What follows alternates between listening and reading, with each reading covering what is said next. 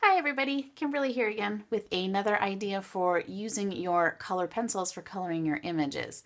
One of the things you can do when you color your images in is to use one of these blender pencils. This is a colorless blender pencil, and basically what it is it's just the wax of the color pencil without the dye in it, and it makes it super easy to blend the colors together. So what I'm going to show you is I have colored in his little jacket here, and I'm going to go in and use this blender pencil and use just a little bit of circular motion here and blend the colors out. And you can see how it went from, well, you can see that, I'll hold it up in a second, how it went from a little white spaced and open to smooth.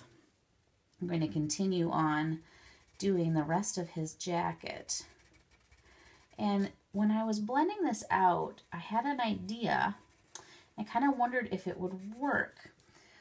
When I was a kid, I remember that color crayons would resist watercolor when we put our watercolor paints over the top. So I wondered what would happen if I colored with colored pencil, blended this out and got a lot of wax buildup and colored hard, and wondered what would happen.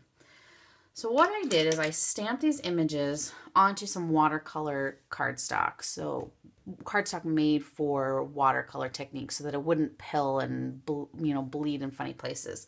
I stamped my images and I used my MFT hybrid ink, the black licorice, and colored it with my colored pencils and colored everything with this colorless blender. Then what I did is I took and changed over to my black dye-based ink and spritzed it with a bunch of water to water it down and grabbed a large paintbrush. I'm going to load up my paintbrush with my newly created watercolor here and do a wash over the top. And what will happen is the wax in the color pencils will partially resist the watercolor that I am putting over the top. I'm just going to keep going over the top. Do a little down there.